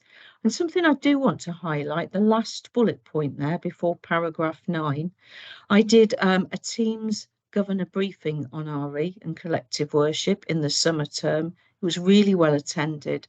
I also had the island, one of the island's special schools, come and talk to governors and senior leaders about how you can do collective worship for children with SEND and how you can reflect that. And it was a really key part of the training, it was very well remarked on. So we've agreed we'll run it again next year. The last part of the report, paragraph 9, just gives you the information on who's on the SACRE, the faiths represented and the different groups, and it highlights the attendance and who's who. And just finally, it gives a summary of all the points I've mentioned there. And just the very last thing to notice for people is that there's always a 3-year action plan. It finishes in 2023. The next time we meet in the spring term, we'll go and do another 3-year action plan. And just things to highlight. I've already mentioned collective worship. We will carry on focusing on that. We'll look at a questionnaire to teachers. What else can we do? How else can we support teachers? We do have a questionnaire. The withdrawal questionnaire also asks, what other support can we give you? What do you need? So we capture that, but we're going to do a bit of a longer questionnaire to say now we've adopted our syllabus, what else might you need? So that's on the action plan. And finally, right at the end, it talks about paragraph 5.1, SACRE Youth Voice. It's there for us. It's really strong. We know we want to work on that, and it's scheduled to happen in the spring term next year. So, Chairman, that's the SACRE annual report that I present to you. Happy to take any questions now. Thank you, Justine. Again, another very comprehensive report. Thank you very much. I think if we had the equivalent of SACRE for every single GCSE or subject, we're in quite good stead. Any questions for Justine at all? I think you've done such a good job. The only one I was going to ask is how can we help, and you've already covered that. So thank you very much. You're very welcome. Thank you, Chair. Thank you. So moving on to the work plan very quickly, because it is getting colder in here rather than warmer. The only couple of things I'd got on the work plan were to squeeze in, and me and Mella are going to sort it out, a report on CAMS and special schools at some point in the future. Any other work items anybody wants to add to the work plan? Take note that, Councillor Downer.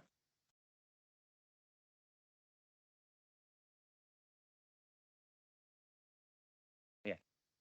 So in terms of CAMS, absolutely. Anything else? Work plan? If not, we'll move on to members' questions, of which I know there'll be a flood, mainly asking about the heating. Any members' questions at all that we've not covered? Councillor Zana, do you want to use your microphone? Oh, thank you, Chairman. Just to fact that I was listening to PM on the way in and my apologies for being late from the Red Jet. It was an article on there about the inquest into the head teacher, Ruth Perry. Now, it said that Ofsted were going to improve things. Are Ofsted gamekeeper and poacher? How are they monitored? That's what I'd like to know. Thank you.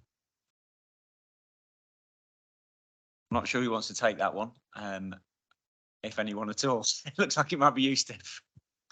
I know, and I'm really sorry, but someone's just arrived at our front door, and my dogs, I don't know if you can hear them, are going absolutely mental. So I apologise if you can hear the background noise. And Natalie may want to respond, because obviously it was around a school Ofsted report, and a school Ofsted incident that led to no, I need to reword that. The Ofsted didn't necessarily lead to the incident, but I've also read the report in the BBC News. From a children's social care perspective, I think it is fair to say, having just lived the 2 weeks of a full ILACS on the island, it is an exceptionally challenging and forensic process for everybody involved, and does bring about an enormous amount of stress. There is a bit about the fact that from my perspective, talking outside of schools, and I'll come to Natalie in a minute, there's part of that that's necessarily so. You know, they do provide that forensic assessment of how we are delivering our critical services to children. Certainly in terms of children's social care inspections, they always have a quality assurance inspector inspecting the inspection when it's happening, but I don't know necessarily whether that's the case in terms of schools. So that's my comment from a. I'm not going to answer the poacher question because I might compromise myself significantly and hand over to Natalie. Thanks, Steph. Very well put, Natalie. Okay, so Ofsted have strict criteria against which they monitor their own inspectors, and there is a way of being able to complain to Ofsted, and they have now decided that they will use an independent source to investigate complaints.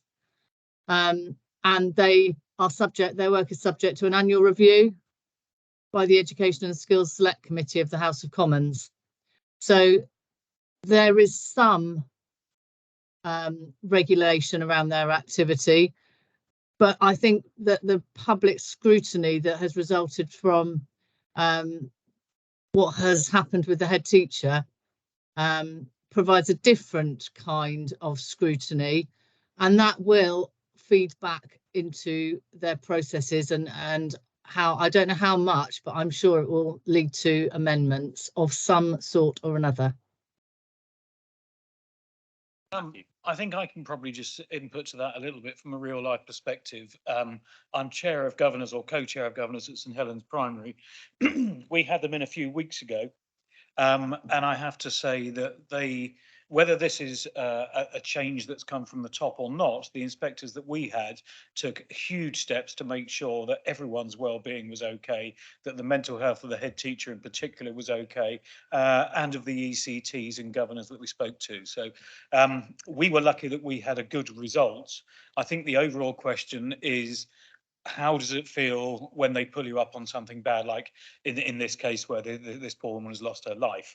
I think they need more training perhaps on how to deal with it then. But from our experience as a good school, we found them very easygoing and very, very caring. Thank you for that, and thank you, Natalie. I mean, I think Ofsted is probably worthy of a meeting entirely on its own, but we probably just all sit nodding our heads about what we think needs to change. I mean, auditing, measuring, inspecting is definitely, as Steph says, definitely needed.